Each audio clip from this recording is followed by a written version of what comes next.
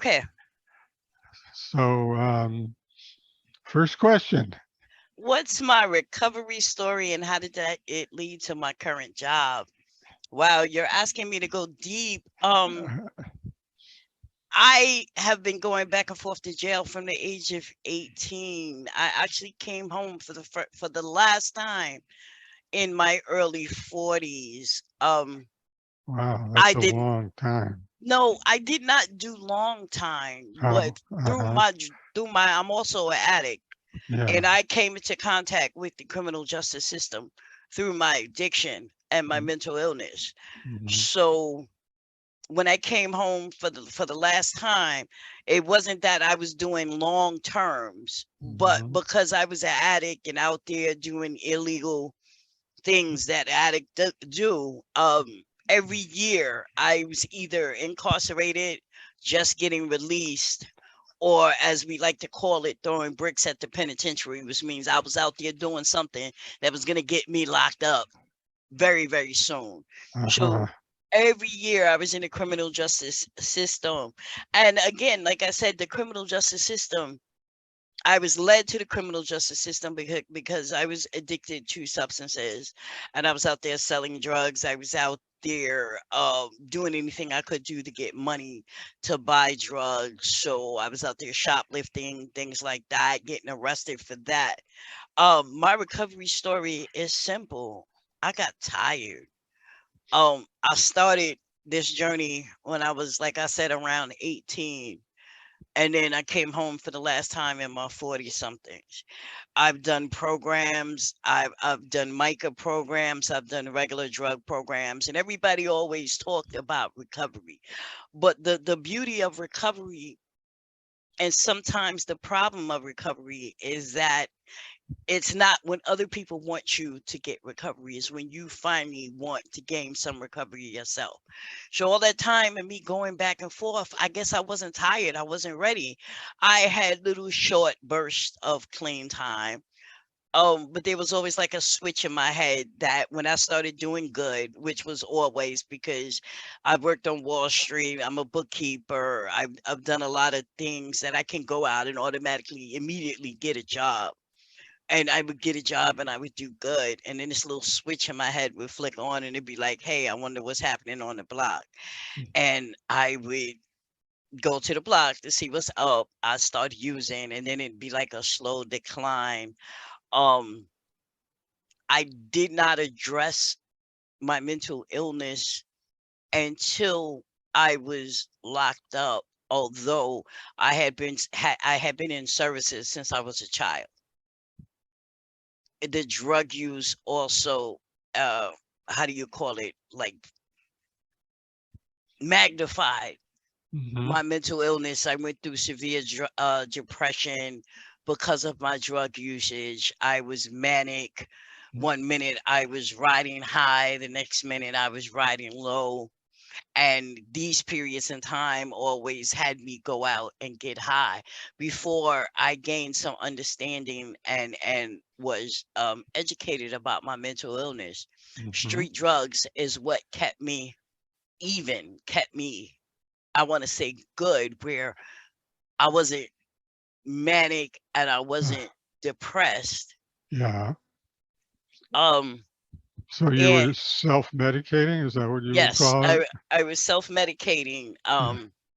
But then I would always go through this heavy depression when I couldn't get it. Mm-hmm. And that would cause me to just like say I'll do whatever. I need it. I'm gonna get it. What led me into recovery was I was tired, and I had, in the recovery circles, there's something called a life-changing event when you Mm-hmm. reach your rock bottom, and I reached my rock bottom one day Mm-hmm. where I actually felt myself rise up out my body and look at me and like, what are you doing? What are you doing? And it was at that point I was ready. I was tired, but I was also arrested. And I guess the judge kind of saw that look of defeat in my eyes. Mm-hmm. There was no more, Yeah. cockiness or anything like Yeah. that. And when was this? Do you remember the date or This the year? Yeah, this was around 2000, I want to say. This was, so I did my last bid in 2004. I came home and then started racking up parole violations. So this was around in 2007. I had been arrested again, was violating parole again, was out there in the streets again, but I was just so defeated that something happened that really never happened to me, and the judge kind of saw my look at defeat, like I give up, I can't do this no more. And what he did was he sent me to an inpatient program, but not here in the city. He sent me all the way up into Suffolk County. Oh, uh-huh. And it was there in Suffolk County, away from the lure, I want to say, of the city, that I was able to thrive and kind of lean into recovery. And also, as a part of doing that program, I also was given a therapist Mm-hmm. who actually got me, who really talked to me, didn't talk down at me, didn't just try to over medicate me, because that was always a problem as well. And as I started becoming more educated about the substances I was putting in my body, I started coming to the conclusion that as I got clean, I didn't want any more mind and mood altering substances in my body. So Mm-hmm. now at this point, I'm working on my addiction, and I'm also working on my mental health. And I came to that point. Right. But my therapist, who was light years ahead of our time, light Yeah. years, And you know, this was somebody that was out in Suffolk. You went to the therapy in Suffolk. yes, yes. And do you mind telling me what the program was, if it was that good? Uh, it, it is still in existence, even Yeah. though I heard, Yeah. what was the name of that place? Oh. Mm-hmm. I'm gonna have to think about that. Let Oh, me just yeah. think about that. Okay. Yeah, Yeah. it wasn't Federation. It was actually here in the city, but Mm-hmm. they had clinics like all over Nassau and Suffolk. Was it FedCap? I think it was FedCap. It was FedCap. Oh, okay. Yeah, Yeah. it was FedCap, and I was seeing them at a clinic Mm. in Suffolk County. And Okay. like I said, so she got me. You know, she actually saw me for the person I was and who I was trying to be. And like I said, as I became more educated about the drug addiction, I just felt I was going the wrong way by staying on Mm-hmm. psychotropic meds as well. Yeah. You Uh, know, may I also ask what led you to drugs in the first place? hanging out. Here is my growing up story. Yeah. So unlike a lot of people who get involved in drugs and this like that because it was in their neighborhood, or just because they grew up with it, I was not that person. My parents worked for the city. My mom was a high school teacher. My dad was transit. I grew up in a house in Queens Village. We had 2 cars, a front yard, a backyard. Um, I never lived in the projects. I was never disadvantage. We had everything. My mom actually was really kind of strict, and she was kind of strict on one hand and didn't want us to do her girls to do a whole lot, but on the other hand, she was like the perfect mom. So she was the type of mom. She worked in a high school, and Mm-hmm. she would come home and say, okay, I see the kids in my high school wearing this or doing this. Do you guys want to do it? So, and that way she was perfect, but she was also kind of strict. My life would have took a whole different turn a few times. The first time was in elementary school when I was asked to go into a gifted school, Mm-hmm. and my mom was okay with that, but somehow she forgot to sign the application, and I missed my shot to go into a gifted school. I believe it was Hunter College Elementary or something like that, but it was a Oh. school for gifted kids. Mm-hmm. The next time was junior high school. I graduated from junior high school. I really wanted to be a doctor or a scientist. I took the test and got accepted to Brooklyn Tech. Mhm. And when I graduated junior high school, I was on my way to Brooklyn Tech. Uh-huh. Everybody signed my little book, Good Luck in Uh, Brooklyn Tech, yeah. yada, yada. So my mom, like I said, is a high school teacher. So they go back to school before the kids come back to school.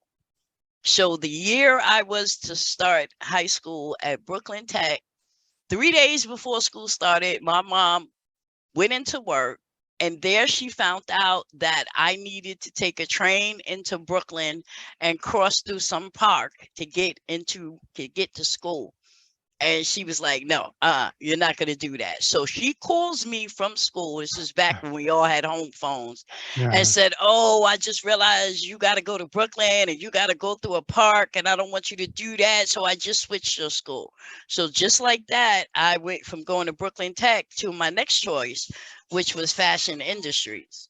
Oh. Oh, Uh-huh. fashion industries. Have you ever seen the movie Fame? Oh, sure. Fashion industries was a lot like Fame when Yeah. they had that big outdoor scene where everybody in the Yeah. street Yeah. dancing Yeah. and hanging out. Yeah. Um, and me leaving from Queens Village at about 6:30 in the morning and jumping on the train and going all the way into the city, and then meeting up with kids from all over the city. Like, I wanted to do things that they were doing. I wanted to explore. I wanted to go here and go there. And my mom tried to keep me up under her, Mhm. but I started meeting a whole lot of kids, and they was doing a whole lot of things that I had never done, and I wanted to do it too. And that was really like when I tried weed, I tried cocaine and everything. Then what happened was I'm considered to be highly intelligent, and fashion wasn't my school. It wasn't my choice of schools. I Mhm. wanted to go Yeah. to Brooklyn Tech, and I started getting bored at Mhm. school. Mhm. And then I started cutting school, and I was slick with how I was cutting school. My mom would wake me up in the morning, Mhm. and I would leave the house before her. My dad would have been gone. He leaves early. I would leave the show. I stopped going to school, but I didn't want to leave the house. So I used to just like put anything on, and my mom could hear the door slam if I left out the back door, and I would slam the back door, and then I would go down in the basement, and I had already built like a bed behind the bar, and I'd lay there, Yeah. and I'd hear my mother coming down to the basement to the washing machine or something, getting ready for work, but I'm hidden behind the bar. How my mom found out with that is because she knows her child. And after a while, I stopped even trying to get dressed for school. You know what I'm saying? Like, my mom brought us up to look good, wear nice clothes and everything. And it was a waste of time. I wasn't going to school. So I just started throwing on anything, like some sweats, a t-shirt, threw a hat on, ain't even worry about my hair, because I was just trying to act like I was going to school. So I guess one time I was acting like I was going to school, and my mom had a second thought as I went past her room, like, what does this child have on? You know, and then she didn't catch a good glimpse. So my mom's bedroom faces the front of the house. So if I slam the back door like I'm going out the back door, the way my house was situated, you still had to walk around the walkway and go out the front gate where my mom could see me go out the Mhm. front gate. So she probably had a thought about what I was wearing, but she ain't catch a good glimpse. So she went to her window Mhm. to try to see me leave, and I never left. I Uh, slammed the door like I do, Yeah. but I never left. And she came downstairs and tore up the house looking for me because she knew I never left the house. And I called the family conference because that's what we did. And I said, listen, I'm bored. They're not teaching me anything. All I'm doing is hanging out. I want to go get a job. And my mom, in her infinite wisdom, said Mhm. to me, okay, you can do that, but I need you to go get your GED. Mhm. And at 16, I went and I took the predictor test, and they told me I didn't need any classes, and I took the GED test that very same year. So this happened in September when I stopped going to school. By November, I had taken the GED test and I had passed at Mhm. 16. So Yeah. I didn't take it because I had a life full of adversity. I took it because mom said take it. I actually went to college in January, not because I wanted to, But because I had an older sister, 2 years older than me, so she had already graduated high school and she was in a HBCU down south. And Uh-huh. I got tired of hearing my mom run around talking to all her friends on the phone. Oh, my daughter in the HBCU, my daughter's doing this, my daughter's doing that. Meanwhile, I wasn't doing nothing. So I went and I signed myself up at the local community college. So this is how I actually got to college before my class graduated. But Mm-hmm. I was doing that for her and not for me. And once I got to college, now I'm meeting a whole lot of older kids who got cars. We was all into house music. It was not about going to class. It was about let's go find some place to hang out. So we would travel to all the other college campuses around the area because everybody had a student union.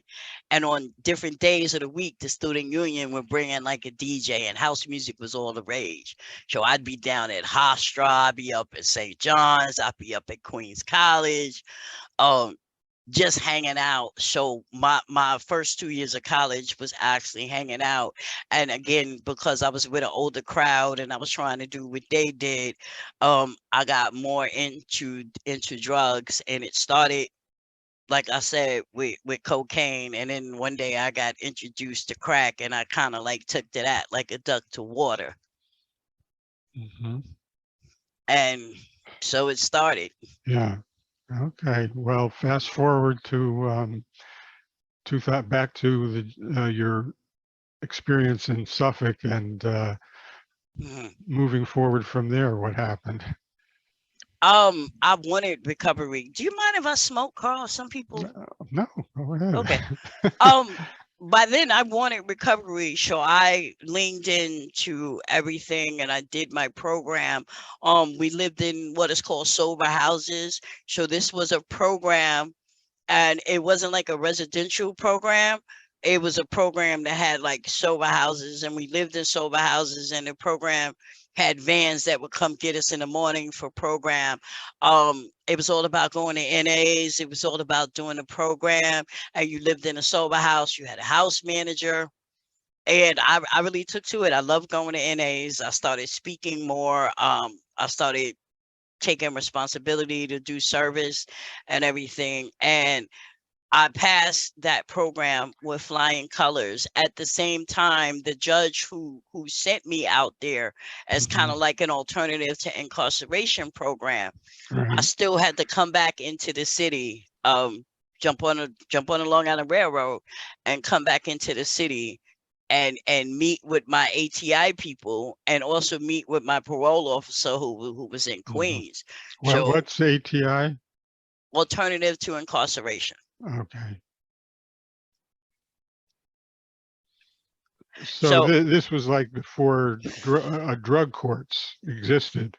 yeah, well, there were drug courts, but they were really strict. But I didn't get arrested for drugs. I had gotten arrested for shoplifting, but my Oh, record was so bad that I was really looking at about a year time plus a parole violation.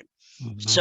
So they decided to send me to the program and not violate my parole and not have me do the time, as long as I completed the program. Mm-hmm. And I thrived. I completed the program. I was asked to become a house manager at another house, which I did. I graduated the ATI program. I came off paper because my parole was up successfully. And I started as a house manager. And then I also went out and got a job. I used to work for Bender and Bender as a case manager, helping people file for Social Security and things like that. And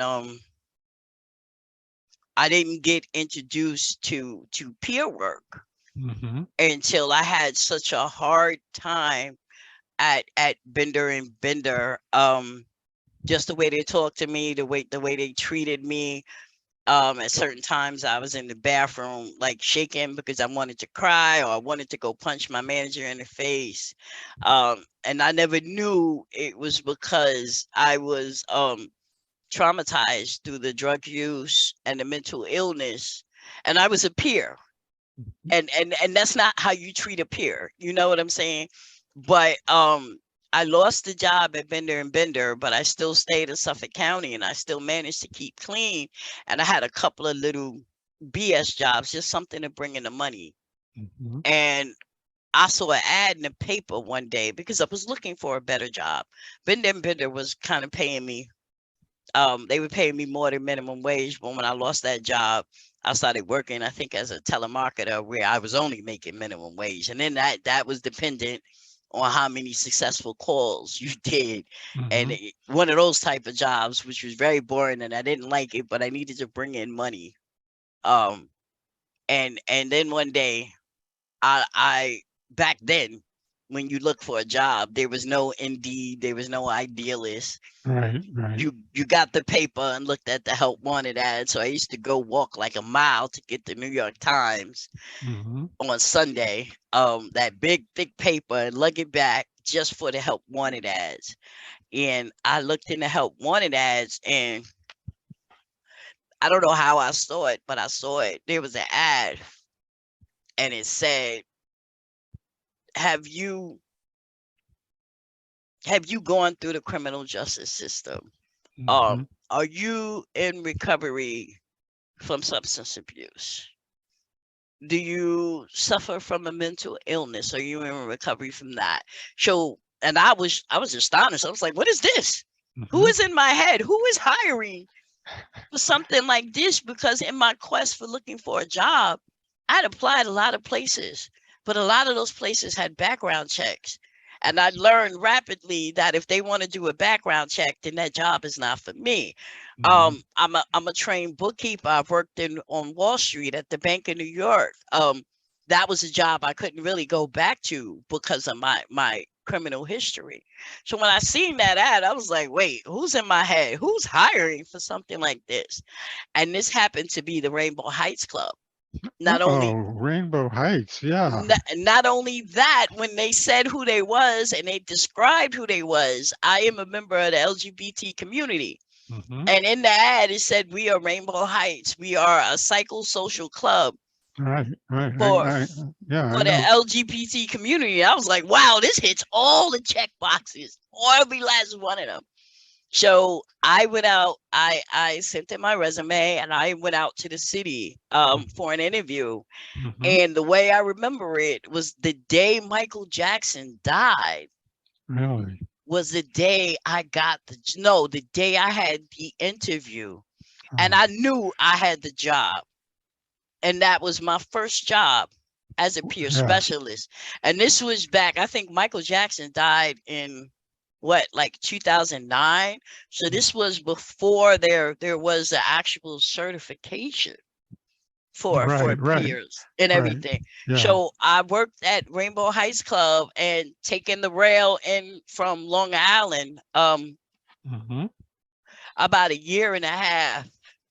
And already I was stepping up. I was implementing some things. I was like, well, we need to go out. We don't need to stay in the club.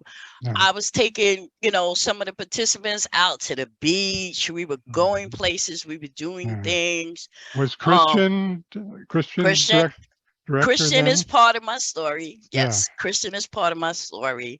So I came there and I started like really taking a look around and really leaning into the idea of peer support.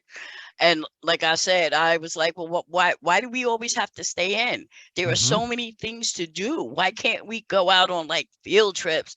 I would be happy to take a group. Like we would go to the beach, we would go to Coney Island, Rainbow Heights. I worked in that building.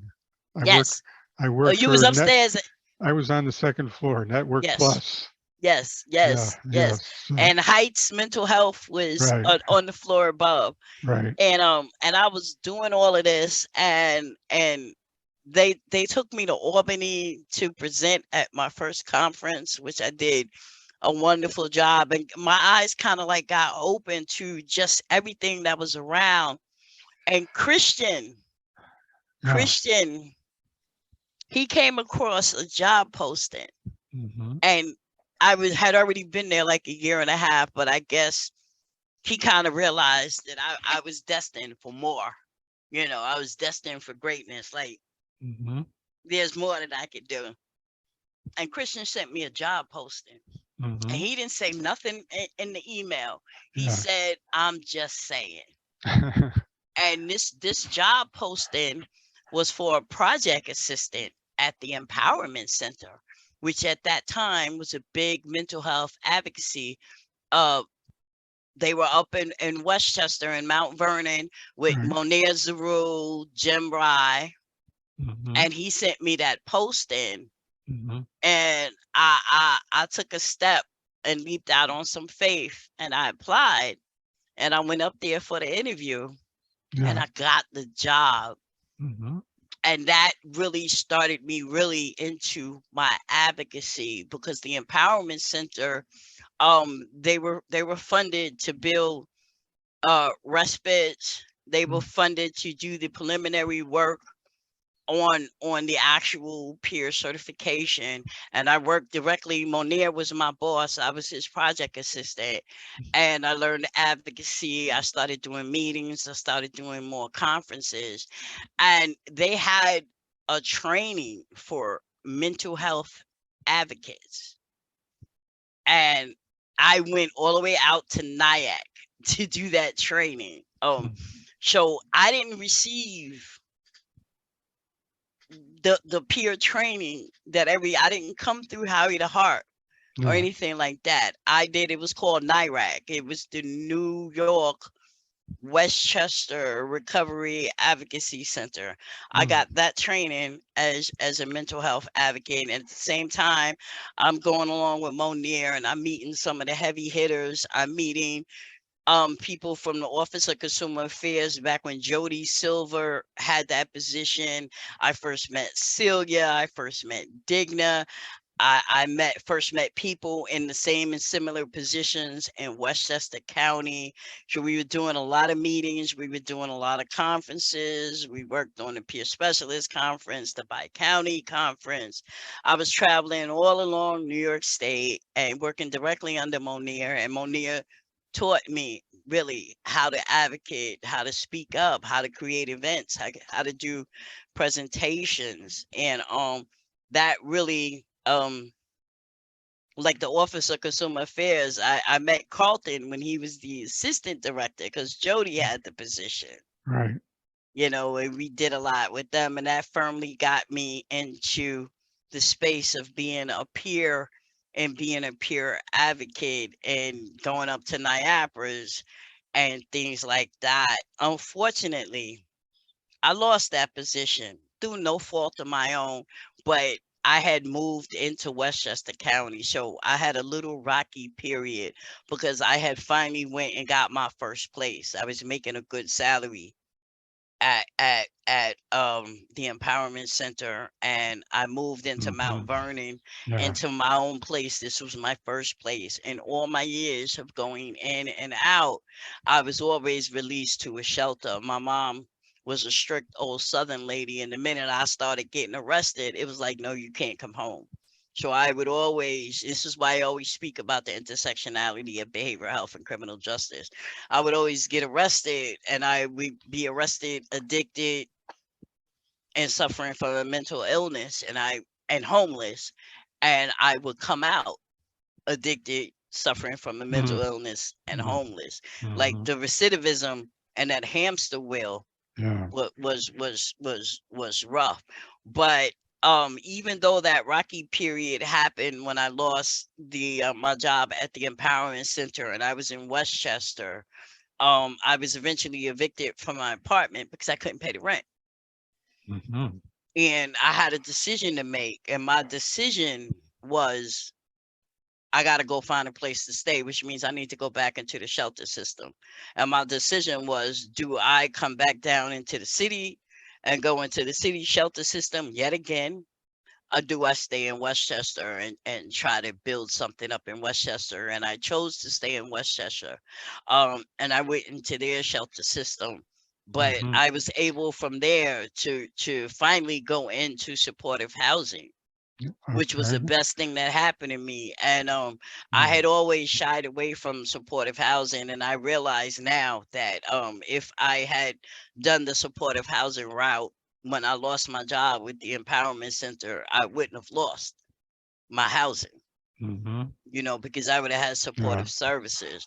yeah. But in Westchester, I went into supportive housing and and got my own place again, and everything has been great since then. I stayed in supportive housing. Matter of fact, supportive housing is like permanent housing. Like you can stay there for the rest of your life. The only reason I left supportive housing because I started working, I started having progressively better jobs in peer support. I worked for cases, and Mhm. then I got sick, and I have a rare kidney disorder, and Oh, this was found out while I was working at cases, and I was oh, literally in the hospital for like 5 months. wow. And then when I came home, and when I was in the hospital, I had like tubes through my back attached to my kidneys. I was the only way I could urinate. I had hardware Mm, inside my body to keep the I forget the name of them that connects the kidney to the bladder is a name. urethra? Yeah, I had stents in my urethra, so I Mm, had nephrostomies, which was the tubes coming out my back attached to my wow. kidneys, and I Mm, had stents. mm, Yeah, I have a rare kidney disorder. Only one in like 30,000 people get it. So this happened when I was working in cases. My saving grace mhm. was that I was in supportive housing, and I did not lose my housing even after being in the hospital for 5 months. And then when I came home, every month I was back in the hospital for another week to 2 weeks because with this hole in my back, which was like a direct route into my kidneys, I kept getting bad infections. Mm, Um, and it was at this supportive housing that I really started standing up and speaking for myself because I was in the hospital on medical issues. yeah, And the director of the supportive housing found it necessary, I want to say, to yeah. speak to the hospital when the hospital was ready to release me and say, "Oh no, she needs a mental health assessment. Don't release her. She's got to have a mental health assessment." And I told this woman, "How dare you? I am here on medical issues. This Mhm. has nothing to do with my mental health." And I kind of fought with them for how they treated people with mental illness. I always told them, y'all need to hire a peer. Y'all need peer support in this agency. And I said, you need to hire me. I said, but you're not hiring me as a peer. But anytime you need someone to talk to one of your participants, you're Mm, always calling me and asking me to do it. Like yeah, after Hurricane Sandy, we lived in a lot of us lived in what's considered scattered site. So it wasn't like a whole building. We had an apartment here, an apartment yeah. there. So I had somebody else from the agency who was in the same building. And Mhm. after Sandy, when all communication and everything went down, they were reaching out to me saying, go down there, knock on the door, make sure he's all right. Ask him if he need Mm, anything. If he does need anything, can you yeah, help him? And yeah. I was like, you're using me as a peer, but you refuse to hire a peer. And I Mhm. and the day they finally saw me, okay, Mm, so I came home from the hospital, finally, after mm, going back in again. And I still was doing like trainings. That by that time the academy had opened up. And I was determined to take every training on the academy. Plus, I was on everybody's listserv. I was using Accessoride. I was out on disability, not SSI, but disability because I worked and I had nothing to do. So I would always, come down to the city and do trainings. And John Allen, we all remember John Allen. yeah, John Allen came down to the city to do Social Security entitlements training. yeah. And I signed up for it and I jumped in my little Accessoride and rode down to Brooklyn Mhm. from Westchester and took the training. And when I walked into the training room, the director of the supportive housing was there. And Your she your your director, you mean? of my supportive housing. Yeah, Yeah. she was Mm, there. And mm, she was like, what are you doing here? And I yeah. said, I tried to tell you, I do the same thing that you Yeah. do in Westchester. I do it down in the city. We Mhm, work in the same field. This is why I fight with you when you try to do something mhm, that's unorthodox or try to make me feel some type of way. This is why I push you back, because I do this. I work the same. I'm a peer, and you're right. not going to do me like that. So after that, it's like they kind of like saw me in a different light, and they really stopped being, I want to say, bothersome, because Mhm, they was really, really bothersome. mhm, Um, and I remained on disability for 5 years. I was not working, I was on disability, but what I started doing, because I started getting bored, is I started doing like gigs. So I am a transportation driver for productions. I've had production companies come over from England and overseas, and I would drive for them, and they would bring me all over the United States, fly me out to drive them around, and that was like my gig, and that was money I mhm. kept hitting from them. So you have a commercial license? No, I do No? not have a CDL, but you can drive anything up to a 30-foot truck without air brakes with a Uh-huh. regular driver's license. And I was driving those trucks for productions. I was Mm, driving like passenger vans. I was being flown all around the United States to do driving. And this was my gig. This was me getting out the house. Driving was something I could do. mhm, Um, and I started getting better. You know, it took me 5 years to come to a point where I realized I really wanted to go back to work. But for 5 years, I was on disability, but I was still very active in the New York City peer support world. mm, That's when the peer workforce coalition started, and I was coming down for those meetings, and then I became the executive chair of the PWC, and I was mhm. coming down for those meetings. I was doing a lot on my own time, because I wasn't working. Yeah. Mhm. And So then, how's your kidney condition now? oh, I still have it. Yeah. So Oh, so yeah. Yeah. what I have is called retroperitoneal fibrosis, and what it means is that my body builds a mass, and the mass is hard like wood, and Mm, it encircles my kidneys and my urethra. And when they first found it, they thought it was a cancerous tumor, so I had to have a mhm, huge biopsy operation, and it mm, was a whole operation because it was so near my spine. My stomach is split open from pubic to above my belly button, because mhm. that's how they had to go in. Uh, um and it came back that it wasn't cancerous, that it was actually this rare disorder called retroperitoneal fibrosis. So it's idiopathic.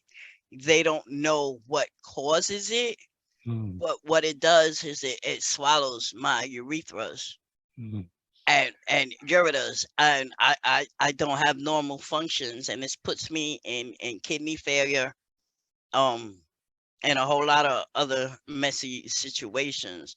So for 5 years I went through a monthly surgery, medication, with the stents and the nephrostomies and all of that. Gradually I lost one or the other as they got the mass to shrink. Steroids, immunosuppressant, uh, cancer fighting drugs, all of that. I went through all of that. And it was about 2017. I was really ready to go back to work. Don't get me wrong, because this is a rare disorder, I could have literally stayed on Social Security. I've been deemed disabled for life. I could have stayed on mm, Social Security until I moved over into retirement, mhm, but I got into a relationship. There were things I wanted to do more, be more.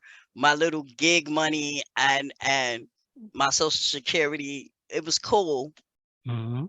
you know, it was money to get by, but I just wanted more, like a car and things like that. And around 2017, I wanted to go back to work, and my first back to work job was a part-time position up in Westchester at Search for Change. And I worked that, but I was really looking for a full time. And like I said, I got into a relationship, and the next thing I know, I'm getting ready to get married. And I'm like, okay, so if I get married, um, I can't live in Westchester. You know, she had a child who was in school, and she wanted to keep the child in school.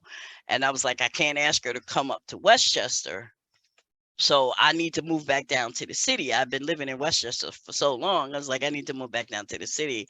And then I was like, if I move back down to the city, I need a full-time job. So I was working this part-time job. Mm. And while I was working a part-time job, I got recruited for the peer supervisor for Friendship Benches.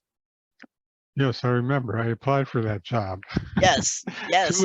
Too late. Too late. I missed the deadline. Listen, I didn't even know I had the job until they started hitting me up saying, okay, your first day is XYZ, you got to do this. And I was like, oh my God, did I get it? Nobody called me and said I got it. And the day that I was supposed to have an in-person interview was one of the days that I was back in the hospital. So I actually did the interview over the phone. Mm. And they still hired me. And I guess the rest Yeah. is history. Yeah. Well, tell me whatever happened to the friendship project. How did that So Friendship Benches started out friendship benches? I mean, it started out real good. Mm-hmm. And I worked there, I think, about a year and a half. And then about midpoint, while Friendship Benches was built using peer support and community health workers, Mm-hmm. the powers that be at DOHMH, as about the time that Thrive was starting, Yeah. decided to Mm-hmm. do a whole switch and Mm-hmm. bring in clinical psychologists and mental health counselors onto the team. And when he came on the team, he was a forensic psychologist. And he said to me, oh, don't worry about it. I'm used to working with peers. Mm-hmm. And he wasn't used to working with peers. He was used to treating peers in correctional facilities. And he started redoing the program and taking away that peer essence. And him and I started butting heads a lot because he would want the team to do XYZ, and I would speak up as peer supervisor and say, but that's not peer support. We don't do this. We don't assess people. We're not clinicians. And he would try to give the team trainings in a purely clinical sense with all of these major psychological words. And I'm like, but if you're going to train my team on motivational interviewing, there are peer trainings on motivational interviewing. Like we're peers. You have us sitting with your clinicians, which is not a bad thing, but everything is slanted toward clinical work. And we're peers. We don't do this. So him and I kept butting heads. And what he did was he took a lot of my duties away. I mean, I still had the title, but he took a lot of my duties away. Like I was no longer doing peer supervisions with the team. He wanted the licensed mental health counselors to do peer supervision. And like I said, we fought a lot, and I went to Carlton a lot because we were in DOHMH, and I went to Carlton a lot with issues. Yeah. So just remind me what the Friendship Benches was. Friendship Benches was a program that had started in Zimbabwe. And the premise was there were a lot of people in Zimbabwe who wanted to see clinicians, but there were not enough doctors to go around. So this one doctor, this one psychiatrist had a epiphany, and he was like, you know, these are like rural locations. He was like, if I put a bench in Mhm. front of the clinics, and Mm. the person everybody goes to for advice and to talk to has always been the elders, like the Mm. grandmothers. Right. And he was like, if I train the grandmothers on some small aspects of motivational interviewing and how to talk to people, and Mhm. I sit them on the bench, I wonder what would happen. And what happened was that when he did that, a huge portion of the people who thought they needed to see a psychiatrist was actually able to sit on the bench and talk to the grandmother and get some worldly wisdom and help with problem solving. And it was like they didn't need to see a doctor anymore. Mhm. um Dr. Mary Bassett, who at the time was the Yeah. health commissioner, bought the concept of this from, she had learned about it in Zimbabwe, Mhm. and she brought it back to DOH, and Mason was like, I want this, build Mm. this program. Mm. And Friendship Benches NYC was built, and we didn't have benches per se. We had orange blocks, and we were out in the community, Okay. and we were trained in, and I trained them in motivational interviewing and problem solving and decision making. And the Mhm. premise of this was you didn't have to go into a regular clinician's office to receive assistance on these things. And we were out in the community, and we were not attached to Yeah. an office. So like Uh, we could sit at the bus stop and talk to you. And if an issue arose during our conversation with you, we were able to give you resources and linkages right there. mhm. So we were all over the city. We were in train stations, Staten Island Ferry. We had a lot of community events, and we were doing good work. And we Mm. were doing such good work that we actually was funded more. And then that's when the Mhm. psychologist, I think he's a psychologist, came Mm. in and totally decided to rework the program. And him and I butted heads a whole lot. At the same time that this was happening, um, I had been a peer for so long. I have had periods where I am invalidated, my voice is not heard. I talk, nobody listens. But Mhm. this was just like too much in my face. And at that same time, John Jay started this Navigator program, and it Mhm. spoke to me. See, I'm a type of person. I listen from my heart, and if something speaks to me and it says and it's telling me to do it, I listen to it. So when I read about this program, I went and I signed up for it.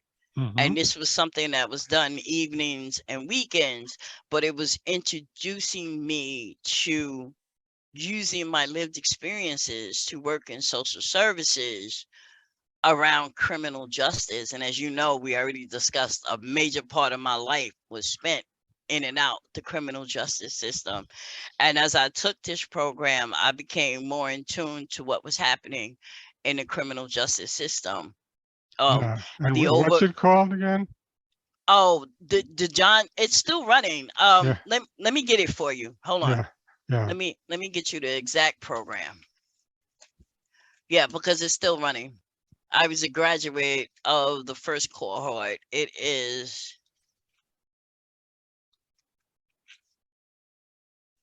coming. Hold on. Mhm.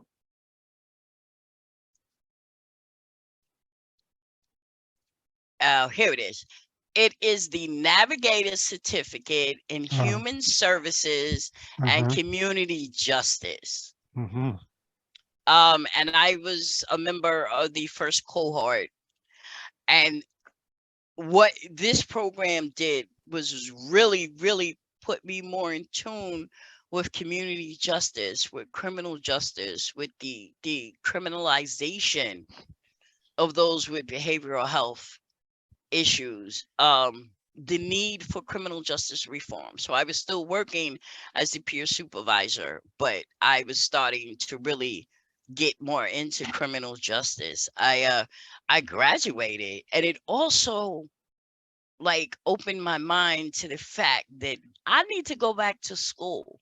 I was tired of being a peer and Mm-hmm. not being validated, not being heard. Mm. Um, as a peer, we have a masters of life. We always say we don't need those letters behind our name. But in my in my experience with DOHMH, I realized that I was not going anywhere, moving up, doing more, Mm-hmm. unless I went back to school and got a degree. And the Navigator was a college credit course. Mm-hmm. And after I took it, well, I earned 6 credits, and I was like, okay, I need this. I need to go back to school. I'm tired of being invalidated. I'm tired of being shut down. Like, I need to learn the rhetoric that policymakers speak. I need to be able to sit at the table with them and speak like them. Mm-hmm. My master's life is good, but it's not going to take me as far as I want to go with this. And I signed up for school. So I didn't go to John Jay, unfortunately, because when I left school at 16, I never took a SAT or anything like that. And John Jay is considered a senior college, so you need to have SAT scores.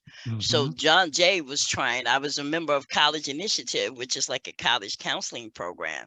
And they were trying to tell me, oh, but you can go to a 2-year community college and then Mm-hmm. transfer into John Jay. And I was like, I don't want to go to no community college. I want to go to college. Mm-hmm. Um, and someone introduced me to St. Francis College in downtown Brooklyn, which is a private 4-year Franciscan college. And Right. they have a program called Justice Initiatives. And basically what it means is that past financial aid, you have a free ride. My college costs 30,000 and better a year, Right. but Right. I'm fully funded with a full scholarship. Mm-hmm. So I went into St. Francis majoring in criminal justice Yeah. Mm-hmm. in 2019. And as I was doing this, I knew that I wanted to work in criminal justice. I knew I wanted to work in criminal. I just wasn't sure how to do it. I wanted to work in criminal justice, but I always wanted to keep my pureness. I always wanted to be a person with lived experiences. I never wanted to dumb that down. I wanted that forward. And you know how I told you how when something speaks to me, it's telling me I ran across a posting for the New York City Criminal Justice Agency, and they were hiring for what they were calling a peer coordinator to work in Mm-hmm. supervised release. Right. Supervised release was built after the first version of bail reform, where a lot of people who would have gotten bail, who were criminalized because they couldn't afford bail, Right. uh, one of the things developed was something called supervised release, which is not like parole, Right. but according to like your history, it just gives you extra support. So you have a case manager, you have access to support, you have to call in or report. Um, Yeah. so they were hiring for a peer coordinator. And the premise was that they wanted to put peer specialists in the criminal justice system, which is something that had not really been done. Mm-hmm. And like I said, I read it, it spoke to me. That little voice in the back of my head said, "This is you. Go Mm-hmm. get this." Yeah. And I And what interviewed. is the Criminal Justice Agency? I'd never heard of that until Oh, you okay. got the job. Okay, so the New York City Criminal Justice Agency does a number of things. I think the most important thing that they do, that they are most known for, is that anybody who is arrested and arraigned in the city of New York in all 5 boroughs, they Mm-hmm. have this assessment called the release assessment. The New York City Criminal Justice Agency pioneered that, and it's their employees who give that release assessment. So Mm-hmm. basically, anybody, I'm not talking about people who got arrested and then get a DAT. If you are arraigned, if you are arrested and go before a judge, you have Mm-hmm. talked to someone from the New York City Criminal Justice Agency. It is entirely funded by Mock J. It is not a city agency. but it's on the web. You can Yeah. basically look it up. Yeah. And Okay. they also pioneered the first supervised release program. Mm-hmm. So they were hiring for Queens for their supervised release program in Queens for a peer coordinator who was a peer supervisor who would be tasked with building a team of peer specialists to work directly in the criminal justice system. Mm-hmm. So that posting spoke to me. I got the position. And I remember I started my first day and I was like, oh, well, I thought I had a team. And you know what they said to me? The head of HR says, well, we were waiting for you to get started. Right. It's up to you to build that team. And I was like, oh, wow. So from the minute I was validated, I was heard, I started building my team. I had to figure out what I wanted on my team. And I Mm-hmm. knew that I wanted certified peers. With Friendship Ventures, we hired certified peers and we hired community health workers who Mm-hmm. I then tried to get trained as certified peers, but that was such a heavy lift. A lot of people Yeah. just didn't Yeah. want to do the training. They didn't want to Uh, go on APS. They uh, was like, do we uh, really need this? And it was a lot of uh, backlash. So uh, when I got to CJA, I was like, okay, if I'm gonna build a team to work in the criminal justice system, I think I want them to be certified. That's too heavy a lift. And then we can train, or I can build trainings on how to be a peer specialist in the criminal justice system. And I started hiring certified peers. So I hired my first four. mm-hmm. Two were certified peer specialists and two were SERPAs. And then Mm-hmm. I had another thought, and I was like, with all the behavioral health issues that are rampant in the criminal justice system, it would be good for my people to be cross trained. So if I hired you as a certified peer specialist, Mm-hmm. I made sure you got recovery coach training on up to Mm-hmm. SERPA training. If Yeah. I hired you as a SERPA, I introduced you to the Academy of Peer Services so you could be cross trained as a certified peer. And that program took off. I hired four. Um, as soon as I hired the first four, because I started there the end of 2019. Um, as soon as I hired the first four in March of 2020, the Right. city shut down Right. in pandemic. Now I'm like, I have a team. I need to keep my team productive. We're all sitting home. You know, Mm-hmm. you heard stories of people losing their jobs and everything. Right. Yeah. And what I did was I built a training regimen Mm-hmm. and I built policy and procedure that we could do from home with clients. And not only were we still working with clients through Mm-hmm. telehealth, Right. I built a whole training regimen to keep us productive because I didn't want nobody to look at my team and say, well, what are you guys doing? There's really Mm. nothing to do. You know, we're Yeah. gonna lay you off. Yeah. And that regimen and that training that I built, it was the beginnings of the New York City Justice Peer Initiative. So at CJA, like I said, I hired my first four. Mm-hmm. Within 6 months, still in the midst of a pandemic, Right. I was given extra lines. I hired another seven. Mm-hmm. That's how impressive the program was shaping up to be. I Mm-hmm. hired another seven. I got my first promotion within 6 months. I went from peer coordinator to manager of peer services. At the same time, because I am an advocate, I was actually looking throughout the agency of Mm-hmm. where could lived experiences be inserted, not just particularly peers, but people who are directly impacted. And I remember I was in a meeting with the CEO and I happened to mention that. And the CEO said, really? He said, could you put this down on paper? I'd love to read it. And I wrote what I call a vision plan, and I discussed other areas of CJA like outreach, which Mm-hmm. does all the notifications for the New York City court system, and research where people with direct lived experiences could be inserted. Like not just working in supervised release.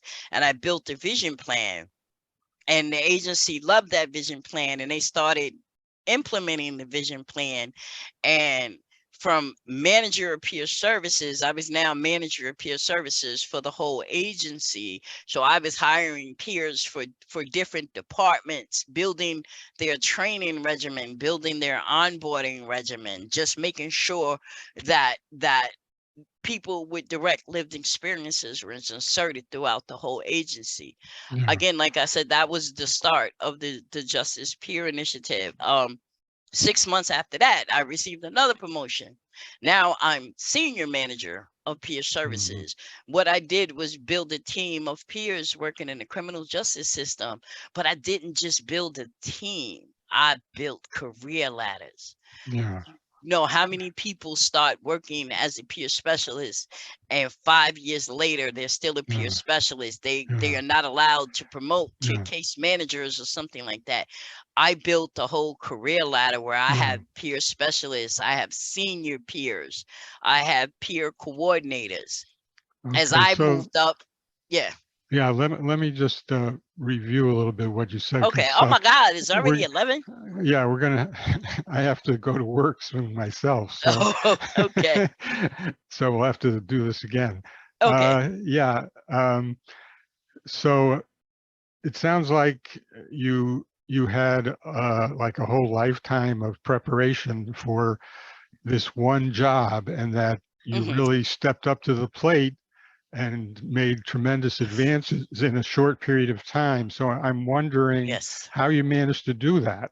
It Well, sounds like an extraordinary feat. What did you have outside support? Or this was just so of a somehow something like all sorts of light bulbs went off in your head, like you said. these are light bulbs, and you also fail to realize that while I was doing all this, I was a full-time college student.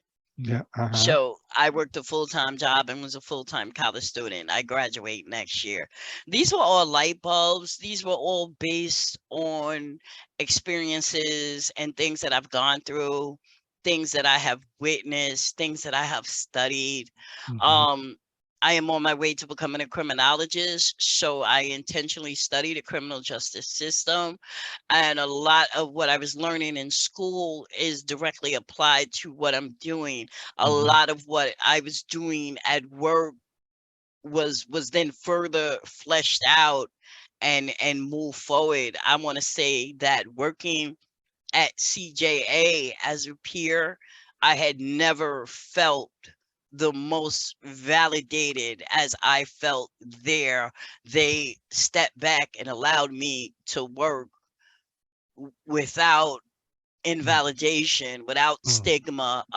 And that's how I was allowed to blossom and grow this team. So this team of peers at CJA is now the model for all supervised release agencies to incorporate peers and people with lived experiences.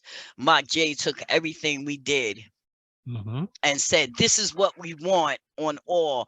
And at the same time, I was approached off topic Hmm. about the idea of creating a justice peer certification.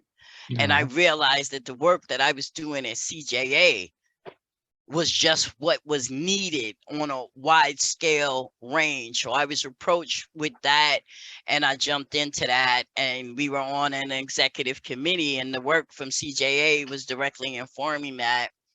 And how the Justice Peer Initiative started was that we started having a lot of meetings, we started having a lot of buy-in, and we had a fiscal sponsor. We had a promise of a fiscal sponsor before we even knew it, and Hmm. cases offered to Yeah. fiscal sponsor us, and also offered their whole development team to help build us up. And the development team started writing grants, Hmm. and then we got a grant. Now we have enough money. We were all volunteers. So Yeah. this is the third thing on my plate. I'm a full-time student. Right. I work full-time, plus I'm volunteering with the Justice Peer. And then we got a grant, and we were able to hire. Yeah. So cases is a better fit for this program than, say, CJA. in some ways, Cases is a large behavioral health program, but Mhm. they have a lot of spaces and places where they use peers. Yeah. So at that time, yes, they have. Matter of fact, I worked for Cases as a peer specialist back in 2012. I told you that. Right. So Cases had leaned into peer support much earlier and quicker than Mhm. CJA. Right.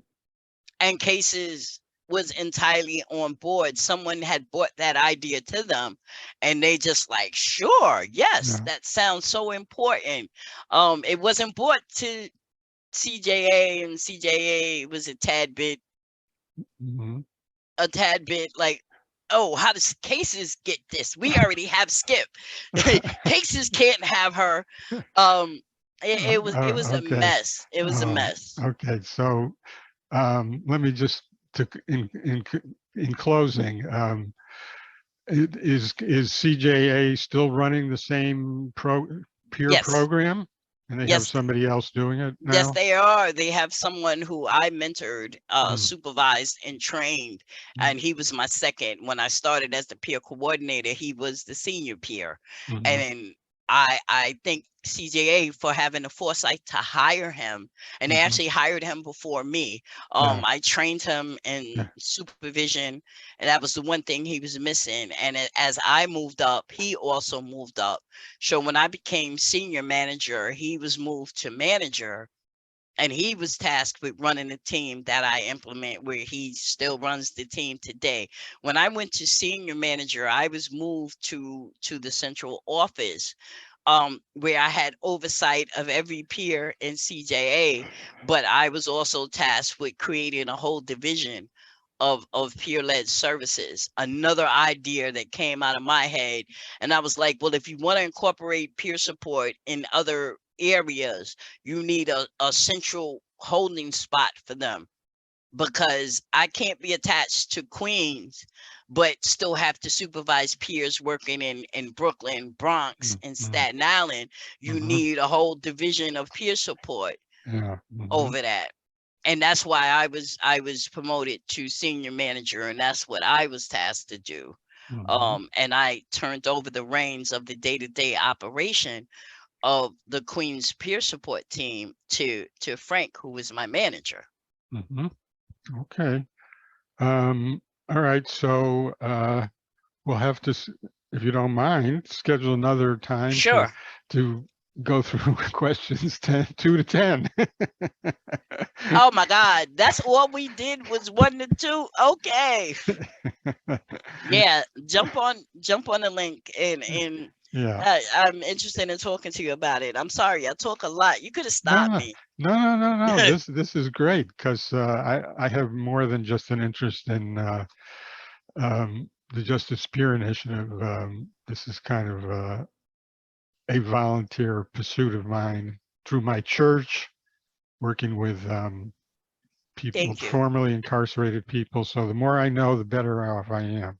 Yeah, so just to put it in a nutshell, the Justice Peer Initiative is my baby, and it is something that, as I look through my trials and tribulations with the criminal justice system, that I could have used as I was going through the criminal justice system.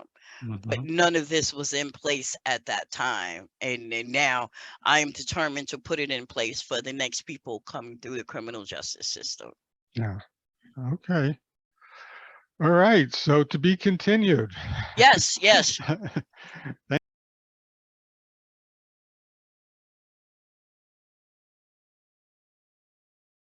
Record on this. All right. Great. So Okay. let me repeat the question. What are the origins of the Justice Peer Initiative and who has been involved? Okay, the origins of the Justice Peer Initiative is simple. It started on, I want to say, 3 separate levels. The first level was that in the end of 2019, I was hired by the New York City Criminal Justice Agency as a peer coordinator. This was a position that spoke to me. I was working as a peer supervisor for DOHMH, but this was dealing directly in the criminal justice system. I had started going to school, studying criminal justice. And it spoke to me because I wanted to go back to my roots, which were in criminal justice. So I kind of seen the posting, and on some faith, I stepped out, I applied, I got the job. The peer coordinator, the duties of the peer coordinator was a peer supervisor, but I was tasked to build a team of peer specialists working in the criminal justice system. So I was excited, Right. but I didn't know how this would go. So I remember starting on my first day and kind of like asking the HR rep, "Oh, so I understand I'm supposed to have a team. Where's my team?" And she turned around and looked at me and said, "Well, we were waiting for you to get here to do that. That's something you're gonna do." And Right. right then and there, I knew that the validation was here. CJA gave me free reign. I started interviewing and hiring and figuring out what I wanted to do. I had learned some valuable lessons from working as the peer supervisor at friendship benches. We were technically peer community health workers, Right. but a lot of the peers on the team didn't have peer certification or peer support, and it became a heavy lift to get them certified. So I decided right then and there that the only people I was going to hire had to Mhm. be certified peers. That was too much to build that. Mm. Um, and I started hiring certified peers. I wasn't really choosy about whether they were certified in mental health or substance abuse. I just need them certified in peer support. I hired the team. Now, again, this was in the beginning, the really early beginning of 2020. So I hired about 4 peers January 2020. Um, March 2020, the Yeah. world shut down for the pandemic. Right. Right. So then I had a problem, and my problem was I see people losing their jobs left and right. I could possibly lose my jobs. Peer support is relationship building. You do best when you are in person, but we were not in person. So the one thing that came to my mind is, how do I show that my peers are productive? We are no longer receiving new cases through the criminal court system because that was shut down. I was still busy introducing peer support to the case manager and clinical staff. So some of them were using us lightly and some were not. Mhm. So my thing was, I need to show production for my team. So I scoured the internet. I used my expertise, and I started building a training regimen. And this was not only to build up the peers, but also to put tools in their toolbox and also to show productivity because we didn't have that many clients. Mhm. I cross trained my peers. So if they came to me as a certified peer, I cross trained them to recovery coach and then SERPA. Vice versa, if they came to me as a SERPA, I cross trained them in certified peer. So what I did was I built a training regimen, and this was really well received. The peers got all the training. They were Mhm. able to do more and be more. At the same time, I'm working on the inside to build visibility and to introduce peer support to the case managers, which was also a heavy lift. They had one peer before I started, but she was a peer not doing really peer type things. And I came in and I switched the whole program around and was like, no, you're a peer. We need to do peer stuff. And make a long story short, she didn't like how I changed the program around and she left. So this occurred in early 2020. Um, After I built the training regimen, I was like, wow, this is good stuff here. We got certified in digital peer support. Mhm. We built a really good, at the same time, that Yeah. was the first level. At the same time, I was contacted by Curtis, who at that time was the director of the New York City DOH peer workforce consortium. Mhm. Him and Jeanette Toledo Right. were in talks about doing something for like justice, Yeah. um, for the criminal justice realm. And they knew what I was doing over at CJA, so they kind of like hit me up and was like, "Hey, this is what we're doing. It sounds a lot like what you're doing, but you're advanced. Mhm. Bring that over here. And we started meeting on like a volunteer basis every other week or so, trying to figure out how could we push to some type of peer certification or anything like that. Jeanette was with the support circles, and Curtis was really looking intentionally at justice peer certification. Mhm. That was the second level. The third level was totally away from that. Laverne Miller, who Right. has done a lot in peer support circles and who I consider to be a mentor, Yeah. who was one of the people that kind of raised me up in Mhm. the peer world, contacted me and said, "Hey, Mhm. I've been in talk with Cases, Yeah. and Cases really wants to establish some type of peer center, Mhm. but in the criminal justice space." Right. So I had to think, and I was like, "Well, these two things go together." I brought Laverne in with us, Mhm. and her thing was building a standalone justice peer center. I was in building a justice peer certification, and Jeanette was in building support circles. So we all got together, we talked about it, we volunteered. I brought some more people in. I brought my junior at CJA, who was right under me, and I was training and mentoring him. Laverne brought in a couple of more people. Curtis brought in a couple of more people. We started fleshing it out. We started solidifying it, and then we started having like community meetings to get the input from the community. And Mhm. from those initial meetings, we had Rita joined in from APS.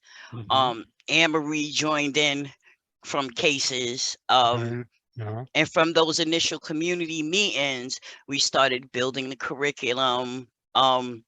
We started fleshing out just what a justice peer is, looking at certification, just getting a lot of input from the community. So the origins of the justice peer initiative started. That was the start.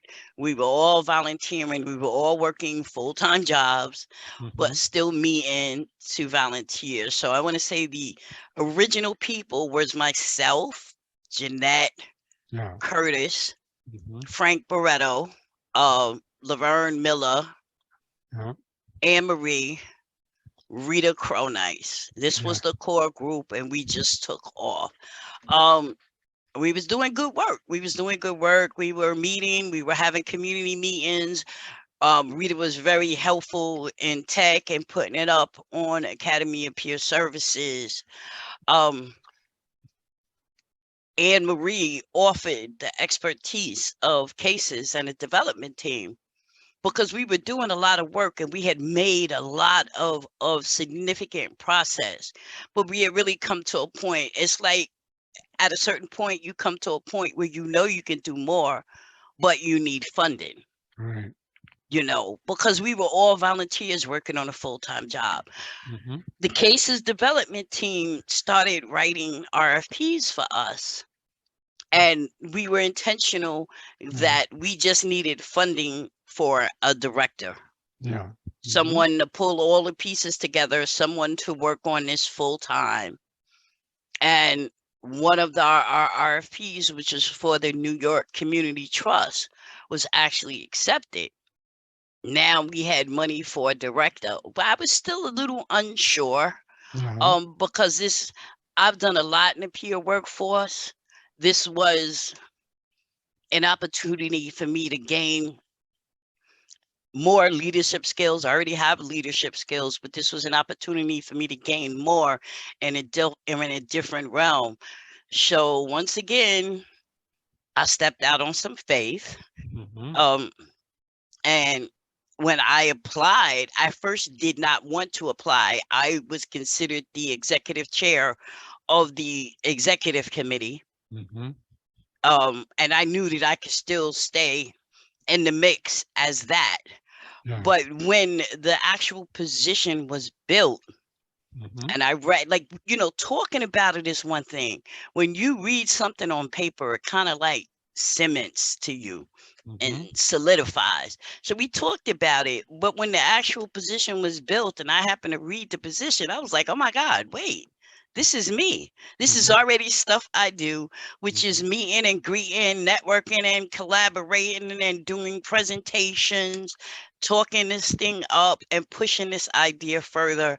And after a lot of soul searching, because I was in a good position with CJA, the position was not time limited.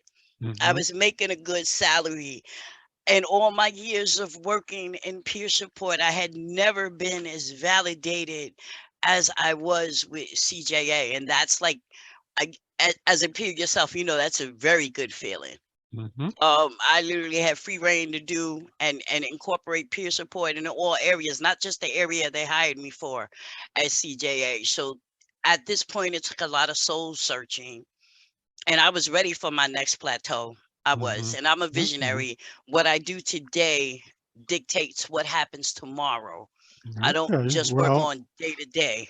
congratulations on getting the job. And Yeah. So, I hope that there was consensus amongst the board that you were the right person. well, the thing was, let me just say this, even though I had been involved from the beginning as executive chair, when I decided to actually apply for the job, I had to step back for a minute Yeah. because I couldn't be involved with the hiring and the interviewing. And I want to tell you, I was pleasantly surprised, and I want to say even a little like dismayed. The interviewing process was rigorous. Yeah. It was Okay. it was rigorous, and I'm used to doing interviews. You know what Yeah. I'm saying? Yeah. But they kind of like pulled out all the stops, had to questions and the dedicated team that, you know, panel that interviewed me. I did not expect it to be so rigorous, and I'm Yeah. using that word nicely.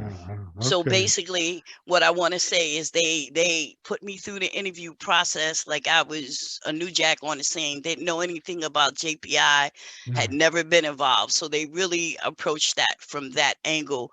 There was no quarter given because I was one of the founders and the executive chair of the executive committee. I didn't get any leeway for that. I didn't get any bonus points. I Okay. had to go through the same panel after panel, intensive, intentional questions as everybody else. And I, at one Yeah. point, I was even discouraged, like, wow, if y'all going to put me through all this, well, maybe this is not for me. You know what I'm saying? Okay. Uh, Well, all right. So I think you've answered number two very well. So mhm. the next one is about what are the models and who are the leaders in the field? What do you mean models? Explain that. I mean, other peer justice peer Okay. programs in the country, in if not in Okay. New York, in the country, and who are the Okay. people that are doing them? So through Laverne, we learned of a few other programs. Hmm. New York is a little behind. There are one or two states that actually have a certification, and that is Georgia and Pennsylvania. Hmm. There might and Hawaii actually have a certification. There are other states that have like agencies that are doing programming in justice peer work, and some of the and they call it very different things. Some states call it forensic peer, Hmm. some states call it reentry peer. We Yeah. were intentional about calling it a justice peer because we didn't want to be siloed. Yeah. Forensics to us felt like psychiatric hospitalization, like this Hmm. is the only place we could Yeah. work in. We didn't like that. We didn't like the word reentry because it kind of stuck us in the reentry space. Our Hmm. thing was we were not trying to reinvent the wheel. Here in Yeah. New York City, there Yeah. are a lot of good reentry organizations. Right. Whether we wanted to standardize a training that does not exist. So we wanted to build a justice peer curriculum and a training to kind of like standardize the information and knowledge that someone would need to work as a justice peer. We Hmm. weren't looking at policy and procedure from these reentry organizations, we were like, let's just build something that someone could use. And what we built, they could use that on every intercept of the sequential intercept model, Yeah. not just reentry. Yeah. So So, I've seen a webinar or video, maybe it was a hmm YouTube video about a program. I think it's in North Carolina where they hmm act as bridgers. They go hmm into the prisons and they work hmm with people who are going to be hmm released. So I guess it's in that reentry category, and then they hmm provide support when they get out. Um, yes, yes. so where do you envision peers, justice peers working? Which spaces? So the curriculum and the model we built is for justice peers to be inserted at every intercept of the sequential intercept Hmm. model. So the sequential intercept model is intercept 0, which is the community, Right. working in the community, working in community-based organizations. The credible messengers uh, hold a lot of space in that spot because they are in the community, but it doesn't mean that a justice peer cannot work alongside them or with them. That's intercept 0. Intercept 1 Hmm. is actual police interaction. Right. And in my perfect world, a Mhm. justice peer can be based at a police precinct, as people are being brought in, whether you're giving them a DAT or whether you're moving them through the entire system of arraignment, whatever. Um, the next intercept is the court system.